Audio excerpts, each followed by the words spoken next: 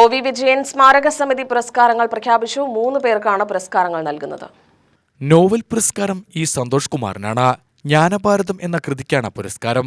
ചെറുകഥാ പുരസ്കാരം സന്തോഷ് എച്ചിക്കാനത്തിന്റെ കവണ എന്ന കഥാസമാഹാരത്തിനാണ്. യുവകഥാ പുരസ്കാരം ഷാഫി പൂവത്തെങ്കലിന്റെ റിബീബിനും അത്തീത്തിനുമിടയിലെ നുണകൾ എന്ന കഥയ്ക്കാണ്.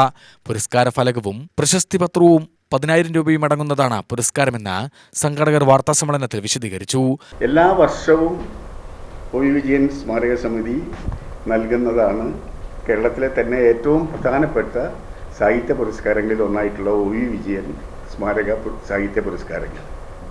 ഒ.വി. വിജയൻ സ്മാരക നോവൽ പുരസ്കാരം ജ്ഞാനഭാരം എന്ന നോവലിനെ ആസ്പദമാക്കി ഇ. സന്തോഷ് കുമാറിന് നൽകുന്നു.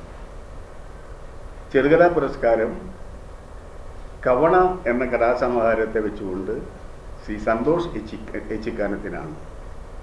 സ്മാരക യുവകഥാ പുരസ്കാരം എന്ന് പറയുന്നത് 35 വയസ്സിൽ താഴെയുള്ള എഴുതി വരുന്ന എഴുത്തുകാരുടെ പ്രസിദ്ധീകരിക്കാത്ത കഥകൾക്കാണ് നമ്മൾ കൊടുക്കുന്നത്. സ്മാരക സമിതി സെക്രട്ടറി ടി.ആർ. അജയൻ, പുരസ്കാര നിർണയ സമിതി അംഗങ്ങളായ രാജേഷ് മേനോൻ, ഡോക്ടർ പി.ആർ. ജയശീലൻ, മനോജ് വീട്ടിക്കാട് എന്നിവർ വാർത്താസമ്മേളനത്തിൽ പങ്കെടുത്തു.